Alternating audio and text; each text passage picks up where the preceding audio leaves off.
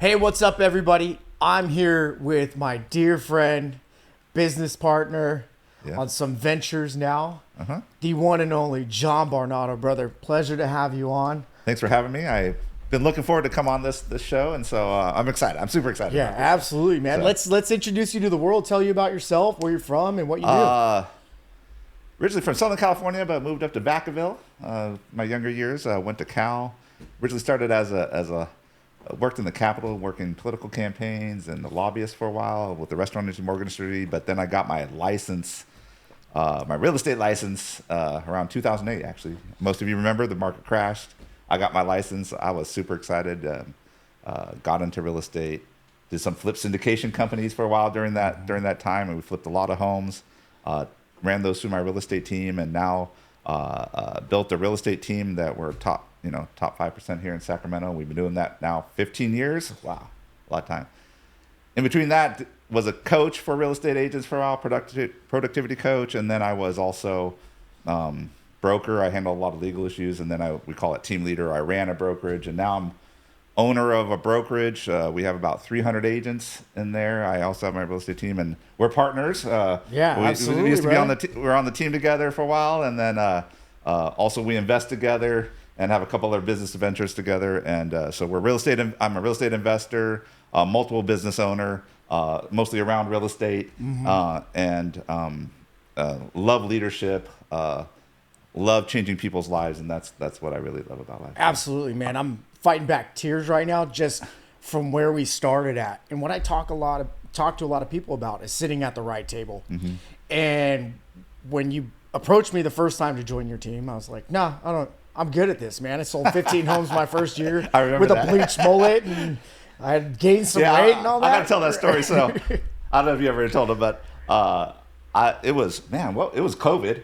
It was COVID, and I had my team going. I was already running the office, so I wasn't running my team, and my team leader, I had to let him go. Wasn't working out. And I was like, I got to find another team leader. And Rich over here just came off a team. He did like 13 deals or 15 deals. I forget how many you did, but man, I know you were training for some weightlifting competition or physique competition, and it got canceled because of COVID, and I know it kind of depressed you a little bit. And man, you were like overweight.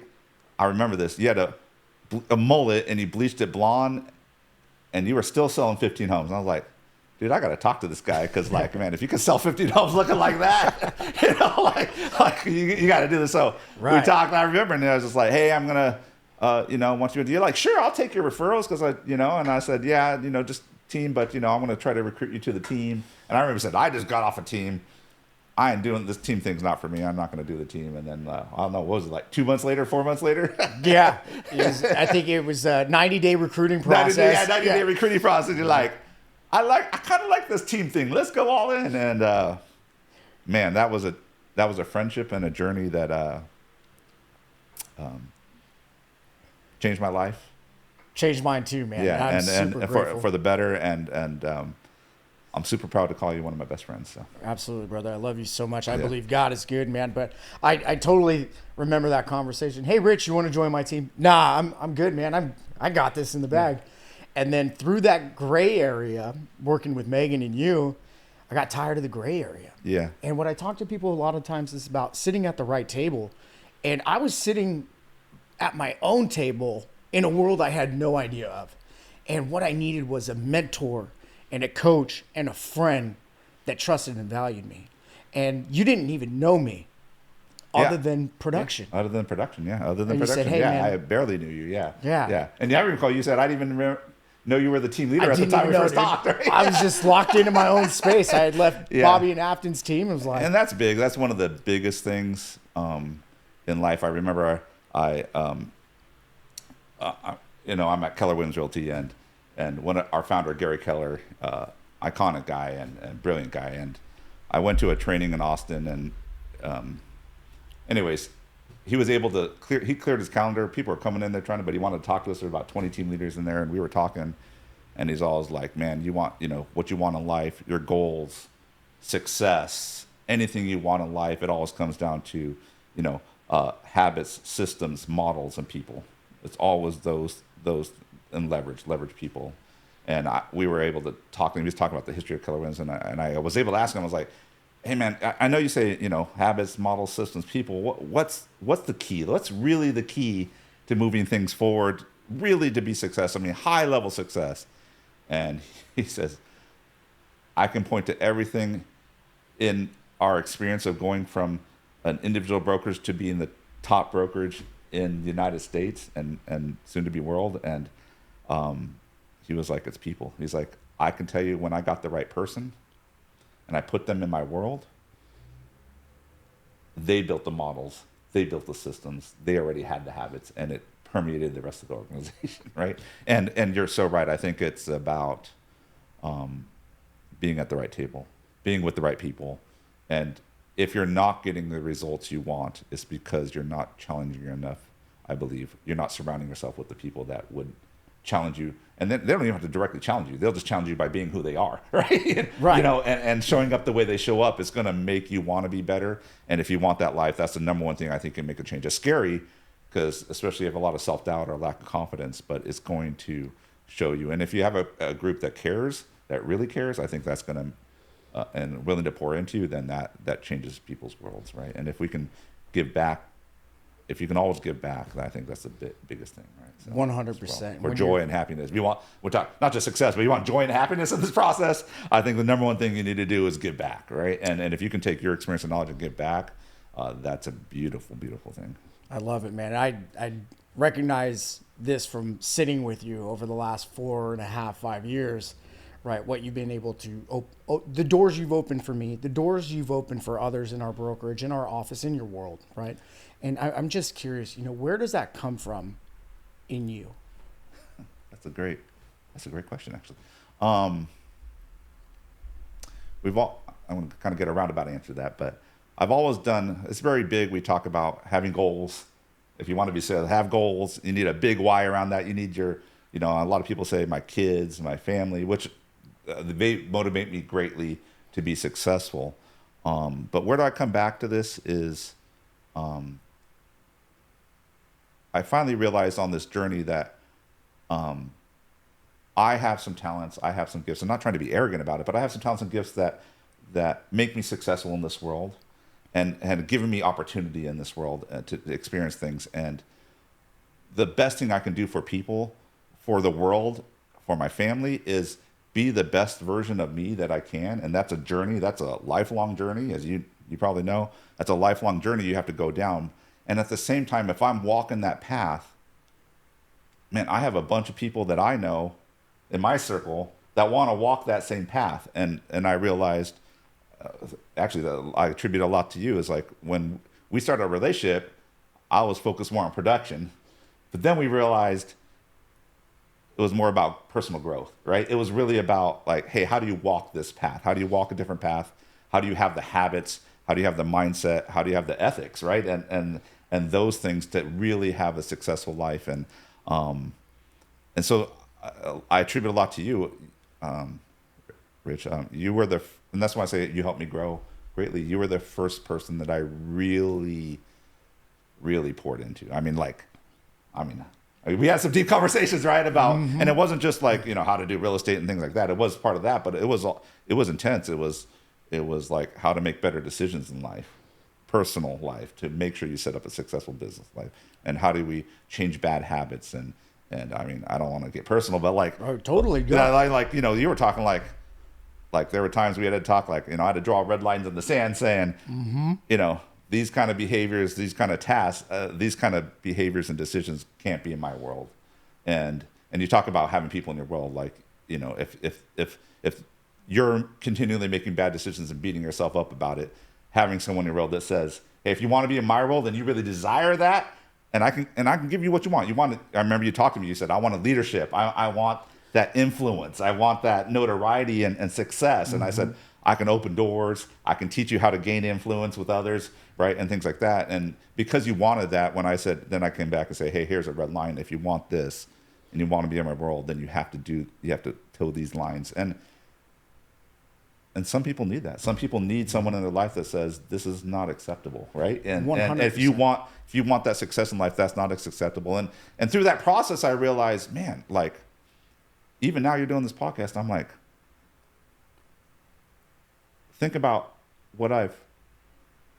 how beautiful that is, that you're doing this podcast, you're helping others, you're helping everyone who's watching this. And that's beautiful, because I know a lot of what you're saying and espousing and interviewing people is what we've did together, right? Mm-hmm. And that's beautiful. That I can't say enough about it. That is one of the greatest, not accomplishments, but prides in my life, along with my kids. But that's a prideful. And I had told you, I was like, I don't think I have the bandwidth to ever do that much again for another person. Now I can do a lot for people, but do that with someone at that level is rare, and it takes a lot of time and energy. But the rewards are beautiful, and I think you can see that's what we need. Honestly, that's what we need in this world. So what brings me joy is helping people. What we need in this world, I mean, we have enough divisiveness in this world, people pointing fingers at each other, heck, violence, right? And what's the best thing we can do is help other people, bring them up, achieve their goals. Think about it. Your future kids, your future family is going to change dramatically from what your childhood experience was. And that's the most beautiful thing, is think about it, is every time we change one person's life for the better, that changes generations. 100%. That changes generations. And when you do that, that's how you change the world. And that's why I feel, I guess why I take a lot of joy out of it, is I feel like I can take my talents in this world and I can bring joy to the world. And not just joy, but I can bring change to the world. And it's not like I'm president of the United States or doing anything, but I can bring joy to people who are near around me. And the better I'm at doing that, and the better I can make that happen. And actually, a lot of my journey now is how do I magnify beyond my circle, right? Mm-hmm. How do I bring more joy and beyond my circle? And so that's a lot of what I'm working on now. And but that's just a beautiful thing. It's a mission, and I find a lot of joy in it, and I'm doing it through business, right? Which is awesome. So you want the success and money, and you want the joy too, and that's how I'm sort of melding real estate for me, right? So 100%, man. Yeah. I do love everything you've helped open my eyes to in the business world, in my personal world. Like, heck, I'm engaged now, bro. Oh my God, dude! How amazing! But I think we talked at the beginning. I was like, the last thing we'll work on is personal relationships. 100%. But see, it wasn't always pretty. It was always love. It wasn't always pretty. Yeah, it was love. Yeah. You know, I know you very deeply, right? Mm-hmm. And I know what you watched your father go through on that spin cycle. Yeah. And what did that feel like for you growing up? And is that something that you hold dearly to make sure that doesn't happen in your world? Yeah, a lot of us say we're responsive of our parents, right? So, and I can say that dramatically. Not my dad was a bad dad. He was just always chasing excitement. That's what. Always chasing the fun time, right? And I'm not knocking him on that. And but he would get in trouble. Probably lose his job every 4 to 5 years on a cycle. Alcohol, drugs, those sort of things, right? And in and out, a couple arrests, those sort of things. And we just had it wasn't abusive. My mom was a rock, so that was beautiful. But I remember, I was a kid. I don't know, I was like 7 years old or something. And he was like, I wanted to rearrange my room because I was getting cool now, right? I was not young anymore. I was getting cool. So I wanted to put some posters up and do those things. And my dad, I was like, one week, I was like, Dad, help me move the bed and my dresser and stuff because it's big and heavy. And he was Sunday night. We'll get to a good day. Sunday night, he's drinking, falls asleep on the couch. I'm trying to wake up. He's like, no. I was super pissed. I remember this, super pissed. And I was a kid, and I went back and I moved the bed, the dresser, everything. I don't even know how I did it. I was just pissed. I had adrenaline, I guess. I don't know, man. I just started grabbing things, pulled it 1 inch, and I just did it. And I was up like most of the night, moving the furniture, putting the posters up, and I did that whole night. And I look back on that and I vowed myself that I'm never going to be a dad like that. That I'm never going to disappoint my kids like that. And it's made me a much more devoted father going forward. And even now, my son is autistic, Ben, and my daughter, she's 16. My daughter, Isabella, 19. She suffers mental health issues, depression, and other things. And we've had some very hard times. But so I want to say, I think there's a lot of success that goes out there, and people talk a good game. And I want to put out there, like, man, I've had, as a parent, more trials and tribulations than I can ever imagine. My daughter, like, literally suicidal at points, 5150 visits, 4 of them, right? And driving to San Diego to pick her up, like, crazy stuff, right? And still able to have a good circle, right? Have a circle that supports you, have a circle that still builds you up, and yeah. And it even came back to, and I can tell you, like, my parents eventually got divorced. My dad was here in Sacramento, and he passed away during COVID. Yep. But he ended up with dementia, but even then, even at the end, after the divorce, he disappeared homeless for, and I remember my parents got divorced. He moved out. Literally, my mom was living with me.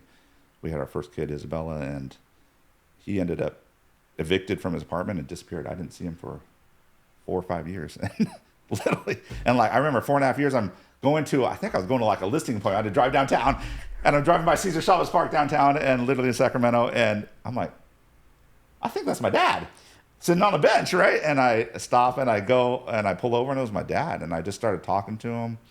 It really opened my eyes to homelessness and what is the issue, and got me, and I literally would go down to Loaves and Fishes every Sunday, because he would go to Loaves and Fishes. That's the only time I know he would be there, right? Right. And I would talk to him, and he, a lot of homelessness, they suffering from mental health, drug and alcohol abuse. So when I gave a speech during the training the presenter, right? Oh, really? It was like 90% of homeless people have some sort of mental disability. Yeah. Something's going on mentally that isn't 100% right. Yeah. And that's devastating to be a son and be a father, and seeing this on both sides. And going back to your story about rearranging the room, I've heard this story countless times, and it never gets old, man.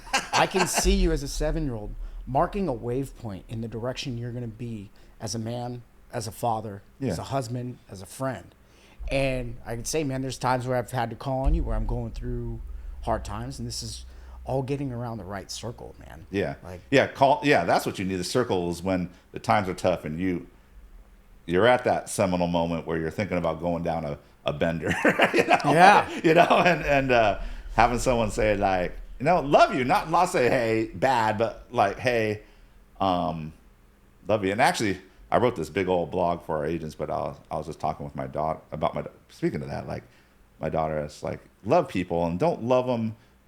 Some people need accountability, but sometimes they just need love, right? Mm-hmm. And I tell people, like, when my daughter's in the pits of depression and she's struggling, she doesn't. And I heard this it was Brendan Bouchard, actually. He's talking about a friend that he had, where his friend had depression, went suicidal for a while, disappeared for a few years out of his life, out of his circle.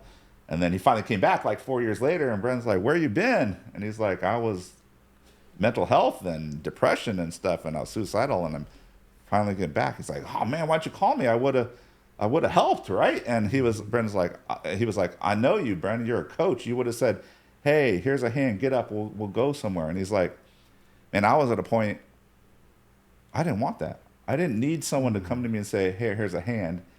He's like, I needed someone to sit in the mud with me and feel it with me and show me that I'm not alone, right? I'm not alone in this world, that people understand what I'm going through. And I heard that on a Brendan Bouchard story, and I was like, man, that's what I need. That's what I need with my daughter. Because actually, backing up, kind of puberty hit, and these mental health issues started becoming forefront. And you know me, I'm like, let's go. Let's, like affirmations, Right. I remember going through that 2 years ago. Affirmations, coaching, advice, like let's get into action.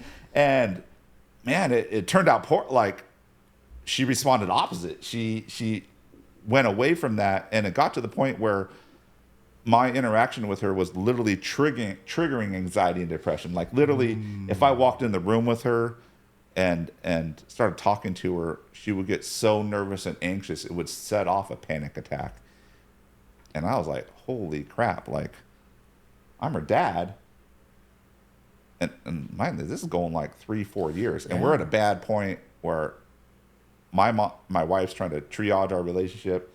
She's like, you need to do better. And I'm like, I don't even know how to do. I'm doing the best I can. I don't know how to do better, right? I'm giving her the tools to be successful. And this is what helped me. I know. Yeah, exactly. What are you talking about? And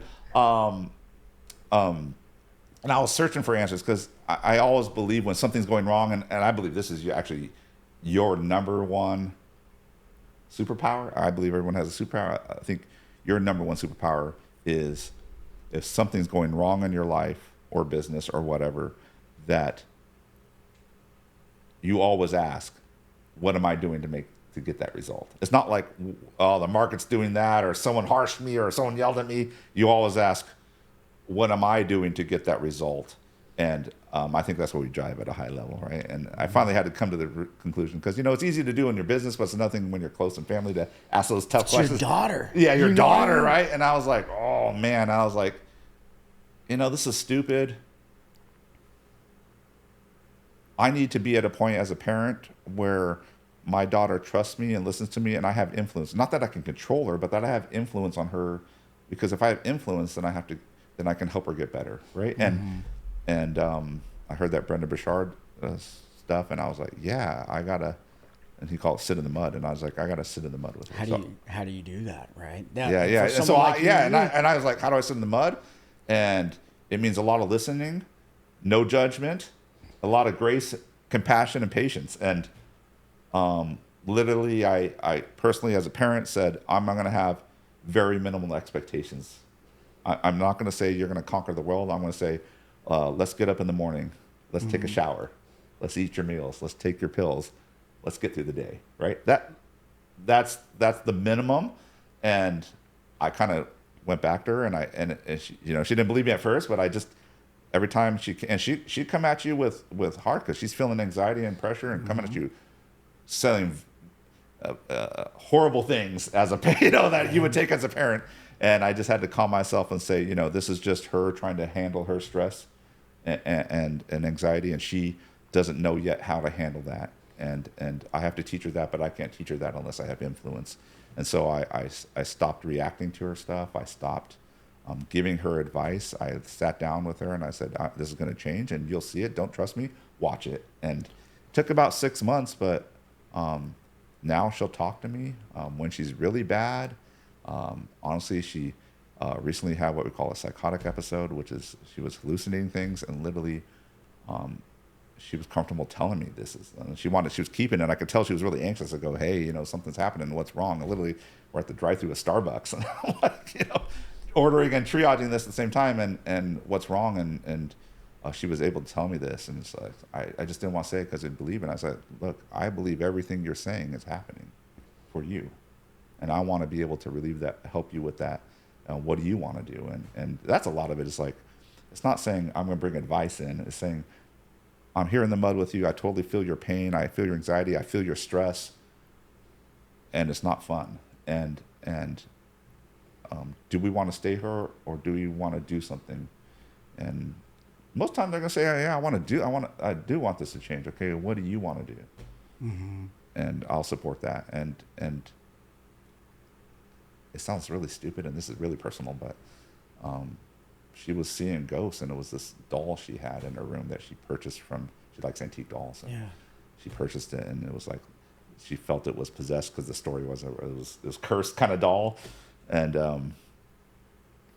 I said, what do you want to do? She's like, maybe we should take the doll and get the doll out of your room, right? And do that. And I know, I know it was hallucinations and things like that, but for her, it's a reality, right? And so when I say live in their world, I have to live, because, man, if you're seeing something and you're hearing something, it doesn't matter what everyone else says around you. You believe that because that's what you see and hear, right? That's their truth. That's their truth. And so I was like, I have to live her truth. And that was taking want to talk about living their life and being in the mud. That was like going all the way where I'm not validating that it's like I see it, but I'm saying, but I believe her that she sees it, right? And that went that has made us very close to the point where she's comfortable telling me if the voices and hallucinations are not happening, or because we have some obviously antipsychotic drugs going, medicine going, but she can be very real about what she's experienced and not. And I realized through this process of interacting with psychiatrists and doctors, that's a rare thing. Most of them are, the parents aren't reacting that way. They're not, they don't have that trust with the kid, right? And the kid's fighting the parents and the doctors and everything, right? And that's been really different. And it's really taught me a lot about real estate, but just about life. And I want to credit you for that, because that was like our early discussions about journeys about that is I realized if we're going to be friends, if this is going to work, I have to be in the mud with you. And if you're feeling challenged mental health wise or depression wise or anxiety wise or just beating yourself up, negative self-talk, right? Like I have to live those feelings with you. And if I can live those feelings with you and be there in the mud and say, hey, I feel that this sucks. What do you want to do about it? Mm-hmm. And they give the result and you help them with that result, you're going to have a much better response from people. And I think the problem is that it takes a lot of compassion. It takes a lot of patience. It takes a lot of, set your ego aside. And that's the hard part. It takes a lot of love. A lot of love. Yeah. A lot of love. And parenting and coaching, that has really made me a better leader. Honestly, I'm much more, I don't know, you're in the brokerage, but I have a lot of people where it's a difficult, fierce conversation or a difficult dispute or something like that. And other people on my leadership team or even agents can't solve it themselves, right? Mm-hmm. And they always say, you need to talk to Jon. Like, go talk to Jon. And I can talk to him. And a lot of it is that. A lot of it is like tell me your pain. Tell me what you're feeling. Tell me your anger, right? Tell me all that. Because, and I put myself in their shoes and I'm like, man, I almost can feel it. Like, I feel how you would be angry at that situation. I totally understand. And I empower them, say, okay, great. And because I understand now, they start calming down. They feel like someone's listening to them and understands them. And I say, how would you like to solve this? And when they're in a calm state, they know the right answer. And so, and I go, yeah, that's generally the right answer, or it's close. How about we do it this way? Mm-hmm. And we can solve that. And that's a beautiful thing. That's a beautiful, it's a skill and talent I have that I've been blessed with. And I love bringing that to the world and making the world a better place with it, because we do a lot of personality stuff in real estate, mm-hmm. and I remember this one test that said I had one asterisk, and I was like, what does this mean? And it was like, asterisk means you're very rare in this world. That means your personality on this measurement means you're like 1% of 1% of people have this. And it was crazy. It was patience. It was literally patience. I can take in a lot of people and be patient with them and be supremely patient with them and help them grow. And I realize that's part of my superpowers. I can take people who have a lot of emotion, anxiety, and things like that and be patient with them. And they know I'm a friend and I'll be there with them. And I won't react in anger, and I won't, retaliate on those emotions. And mm-hmm. That's helped me a lot. Yeah. We see it a lot on social media, that instant gratification. Everybody wants it today. Yeah. Actually, yesterday. They'd love to have. I see that my kids. Yeah. They'd love to have, running a brokerage of 300 agents, being owner of that, running teams, doing all this, doing flips or having investment properties and all that stuff. And I can say personally for me, right, been doing this now going on 5 years. 5 years? Yeah. August when you had your license, yeah. Well, I got licensed 2016, came over 2019. Yeah. And I'm getting into these rooms and talking to these people on the investment side and all this, and I'm just scratching the surface, right? And it seems like every time you elevate, you're just scratching the surface.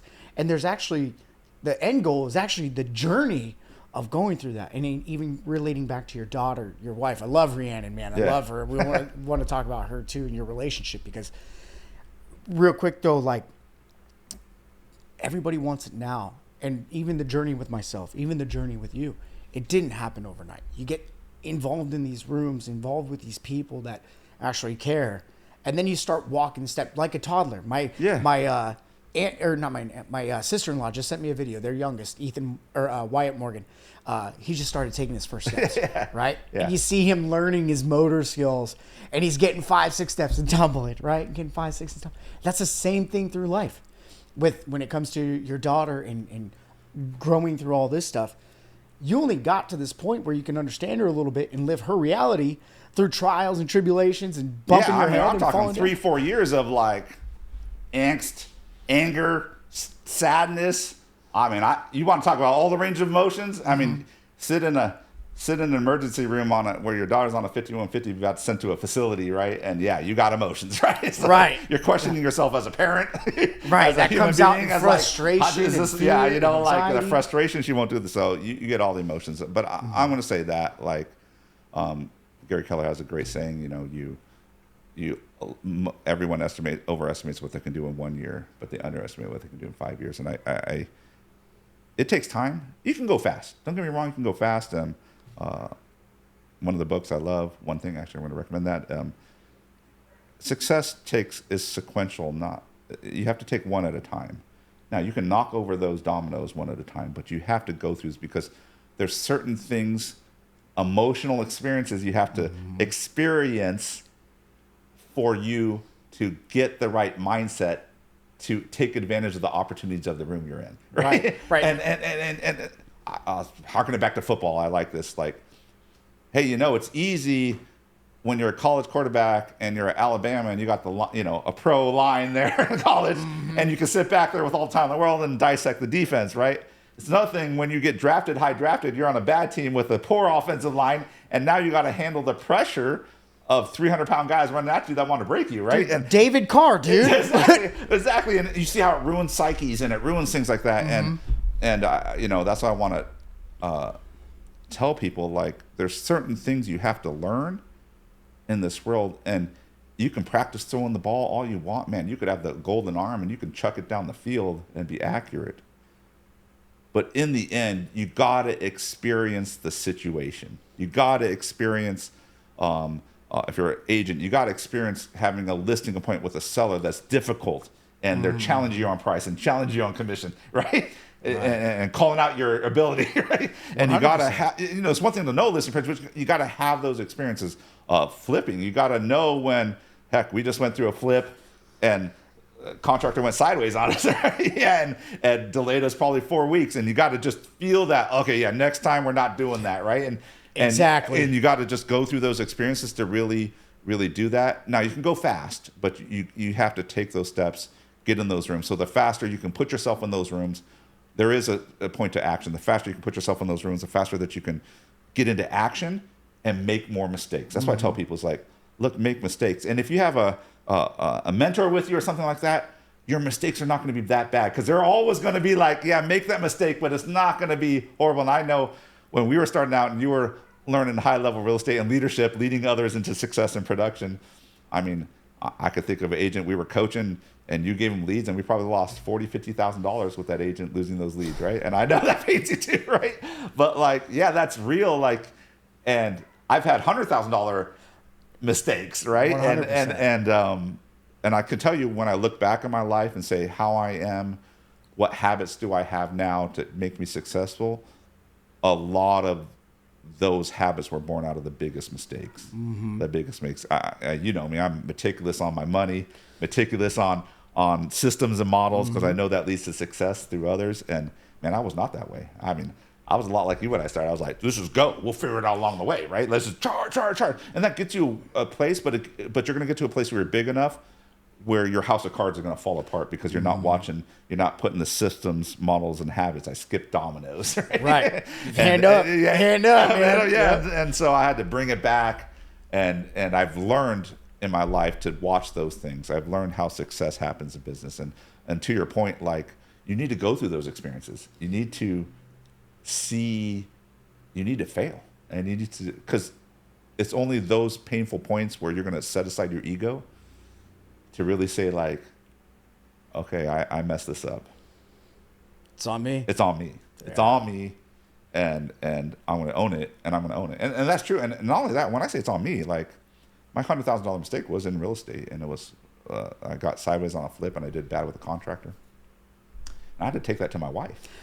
And we had to write a check. And I don't know about you, but a lot of marriages are going to struggle with that scenario, right? And that scenario. And so when I live those things, I say I'm never going to do that again. Never do that. Because I remember my dad, I said I'm never going to be that father or husband. You got the waypoint. And then it's only I'm that father or husband where I let my wife down and let my kids and family down. And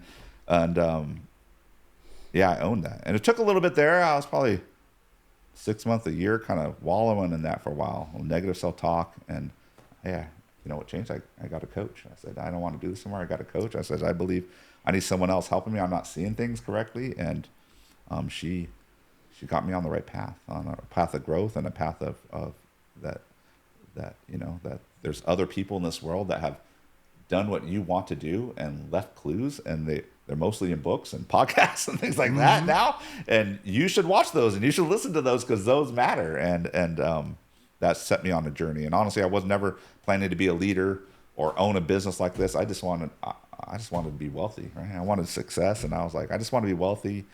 And now I'm leadership and business ownership, and I really love that because it gives me a bigger microphone to be successful, to impact more people, right? So, 100%. Yeah. Now, one of the most important things in this world is choosing the right person to do life with.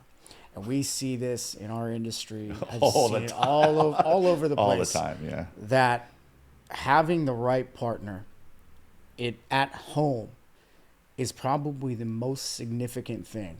Right? I tell clients all the time, like, and I preach to my kids, hopefully it gets in there. But I'm like, who you choose as your spouse, whoever that looks like.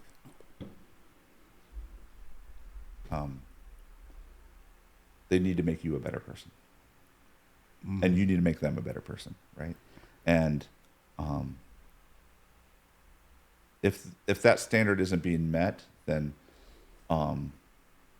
it's not the right person, in my opinion. In my opinion, it's not the right person. And I've been married. Man, I married young, at 22, 23. So college sweetheart, and Rhiannon, and we've been married almost 25 years now. So next year will be 25 years. That's crazy. Was that all wonderful and rainbows and butterflies? No, man, no. Like, you know, you got your honeymoon period. It was awesome. Before kids was awesome. You know, we got married at 22, 23. We didn't have kids till about 28, 29. But so we had a good 4 or 5 year period where we were just like, let's go to Tahoe. Let's go to the Bay. You know, right. And we just did it. And we're career focused and just killed it. And then kids happened, and that turned my world upside down, challenged our marriage a lot. And those of you that have kids probably know, it challenged your relationship because your time and effort are now devoted toward the kids and not here. And it takes you away from the effort. And before you had kids, the effort was naturally there because the love and excitement was there. But when you have kids, it's like, oh my gosh, it's a lot of work and I got to devote time and energy. And by the time you devote it, you're tired. And so you don't devote it. This is probably year 7 to 10. Like my wife still calls it, she calls it the dark period, or I don't know, she has a name for it. But yeah, we were going through the motions. I was working, she was working, we were successful. Everyone could see it. We were making money. We were doing fine. Big house, the whole 9 yards. And, but we were not good. We were like strangers in the bed together, right? Honestly. And, we got to a point, where we were having a fierce conversation. We're like, I don't want to do it this way anymore. And she was like, I don't want to do it this way anymore. And we had to decide, are we getting a divorce or are we moving forward? And it was weird. I don't know. I kind of took a step back and imagined my future, like what I view my future as. Like I know all of us could say, I want a future that looks like this, right? You can imagine I have money, I have the boat, I have the car, whatever you have, you want it, it's there. And I go, there's no vision in my future where Rhiannon isn't in it, right? And literally we said, let's strip away all the bull crap and all this stuff we have, and let's get to a point where we are not letting those things distract us. Like, we need to be for the kids, but also that we decided we know we have to work together. We have to be able to make purposeful time together to make our relationship go. And we started doing that. And we started doing date nights and things like that. And it worked. I mean, we go on date nights and we figured out why we love each other in the first place, because like, that was super fun, right? Right, exactly. I enjoy dinner with just conversing with you at dinner. I have great enjoyment out of it. So we kind of found that joy again of why we were together in the first place and why we did that. And now we're super purposeful about that. And we're highly successful. And she has a high successful business. And it's sort of strange because there was, during that time, at the beginning, I was very successful and she was coming up, but there was during that time that she took the lead on financially and things like that. And I had to come to okay with that as a husband and a man and providing, right? But in the end, I found it's the most powerful thing, because if I'm having trouble with my business and we talk enough now, she can give me advice because she runs a business, and she comes to me for advice on her business because she knows I interact with I have a bigger team than she does and interact with a lot of leadership and and so she comes to me for advice with employees and stuff like that, right? And we're a team, and we tag team when Isabel's having issues now and we have to be home. So I'm home 2 days, she's home 3 days, right? We just work it, and it's just natural, and we don't complain about it. And if you can get to that point, that's a beautiful thing, because I can tell you, that's love. If you really want love, I think a lot of people talk about love, but if you want love, that means you're going to put someone else's interests ahead of yourself. I mean, literally put someone else's interests ahead of yourself. And I go, if you want a long marriage, that's how I made it work. I made it work because I will set aside my interest for Rhiannon if she needs me to do things or be there for her. And I'm stressing because I got crap at work I have to do, and I may lose clients, or I may do these things or drop the ball on this. I will drop the ball for that, right? And I will be there for her. And that's the level of commitment you have. But it works. I mean, we're a partnership. She's risk adverse. I can invest in flips and other things.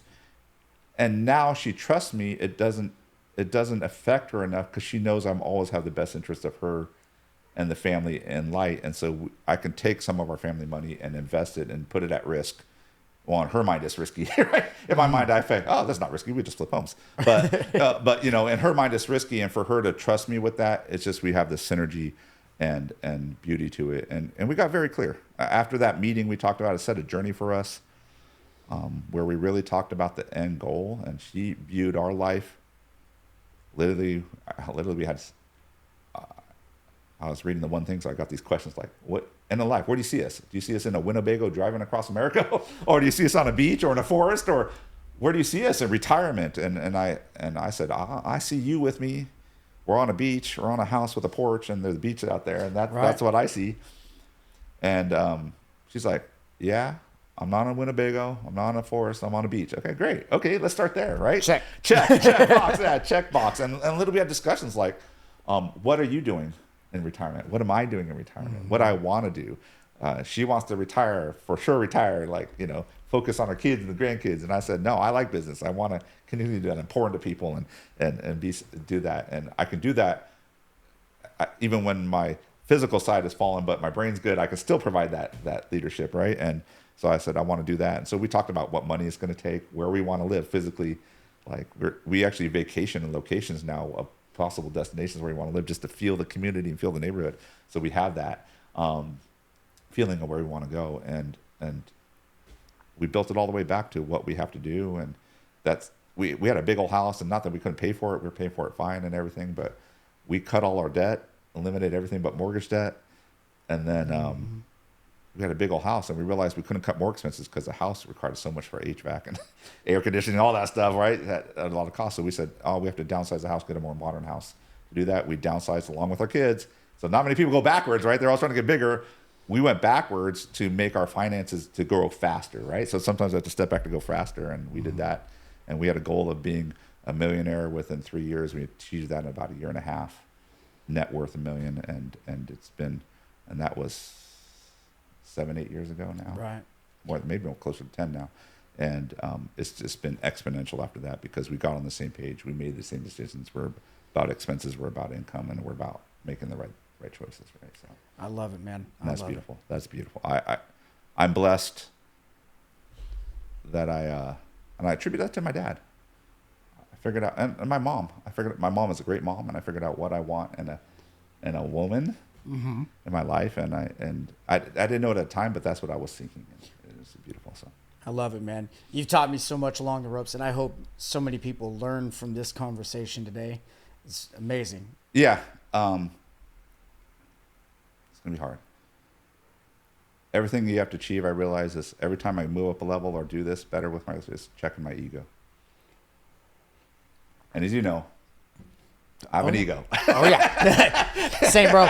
Same, absolutely. That's something I have an ego, right? And we all do. But every time I've had success and moved up in level of life is checking my ego, saying it doesn't have to be my way; it has to be our way, right? And realizing that other people bring great ideas and other people bring value, and when you do that, the marriage works better, and the kids work better, and the business works better, right? And you can tell, like, when you took over the team, I realized, I was trying to handhold it first, but I was like, no, you run it, because that's what's better. You have to have ownership in that, and I have to trust that, right? And that's like kind of like a marriage or a great friendship or a partnership, right? It's like you got to trust the other person, and that you got to trust their decision making, even though it's not decisions that you would make, and that maybe make you feel uncomfortable. You're going to have that commitment, and that's hard. You have to put your ego down and trust, right? And I appreciate every opportunity. Continue to do business together. Yeah, dude, I love our flipping. We have a thing called Team Rage, right? That does it. I'm pumped, man. And you can see even on businesses, sometimes they're like this, and let's make a change, and things happen, right? Yeah, right. So absolutely, my man. Well, I super appreciate your time. I do want to know, what book did you read that changed your world that you recommend everybody else read? I referenced it earlier. Actually, I'm reading it again as part of our accountability group club. One Thing by Gary Keller and Jay Papasan. It changed my life. When I told you I was going through that period where I was messed up $100,000 and feeling a little depressed, and that book came out, and I read it, and it's literally the formula for success. It's literally say, you want a successful life. It's the one thing. It's called the one thing. And there's a powerful question in there. What can you do such by doing it that would make everything else unnecessary or irrelevant?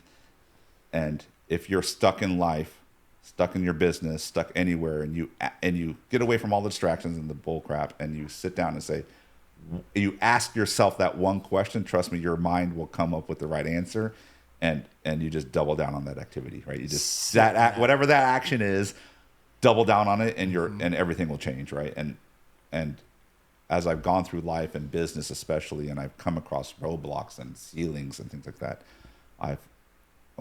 now I know it enough. When I'm hitting a ceiling, I'm used to that feeling now. I'm hitting a ceiling. Let me step back, look at everything, and then ask myself that one question. And luckily I have a coach too that works with me on that, right? And he knows that too. And so we get that, and okay, this is the action I need to do going forward, and just focus on this. And that book changed my life. It has always been. It changed my growth in my business and then my personal life. And I try to read it once a year, actually. It's an amazing book. I've read it 3 or 4 times. Yeah, I try to read it once a year because it hits me in my soul, right? So yeah. Absolutely, man. And last question for you today: what is one piece of advice you'd give anybody in the world? That's a tough one. There's this law of success that I like really a lot, and it's part of Keller Williams, but it's called a bold law. But it's a phrase that's 3 words: be, do, achieve. And the premise of that words is saying, if you want to achieve greatness, whatever that is, marriage, personal life, business, you're going to have to do what those people are having high success to do to achieve that goals. But a lot of people think, like, if I do the activity, then I'll change the goals and I'll be that person. That's how they see it. But actually the formula for success is be, do, achieve. That means I got to be that person first to do the actions to achieve those goals. And a great example is the Olympics right now. You can watch the gymnastics or things like that, and you can say, all those people spent years and years, you want to talk about delay of gratification, years and years, decades, yes, putting effort in to just do a 45-second routine perfectly, right? And what I'm saying is the people that, and you can see the people that falter, don't do it, don't have success, or shrink in the moment, is because they don't have the mindset. They're not being a champion in their mind. They have doubts in their mind. They don't have the mindset to be number one, or they don't view themselves as number one. They don't have the mindset of a champion. And when you don't have that, then you're not going to end up doing the actions that you need to achieve the results. And I tell people all the time, and I bring especially agents back and other people, I'm like, first work on yourself. First work on, and if I say, you want to be Simone Biles, successful, you want to be a millionaire real estate agent. You want to be a millionaire real estate agent? Let's talk about what characteristics, behaviors, and habits that person has. And you can just talk about it. Like, they're going to be diligent, consistent, probably a little charisma, right? They can engender trust in other people, right? Hard worker, right? Skill-based. And you can start listing off whatever you want to achieve. You can start listing off, what's a good husband look like, and all those things. What's a good wife look like, and you can list off those qualities, and those are the qualities that you first must have if you want to do the things that the best realtor does or the best husband does, and to achieve the relationship that we talk about, like 25 years in here and success in real estate. You need to be that person, and that's what I want to tell people. I've tried to preach that all the time. It's like, stop, worry about who you are, and shoot for the best, and then everything else will work itself out. Right? Absolutely. Yeah. So the one thing Gary Keller and Jay Papasan, two of the greats right there. Yeah. Be, do, achieve. Be, do, achieve. So that's it, baby. Let's go. I love you so much. Thanks for coming on, brother. I appreciate it, man.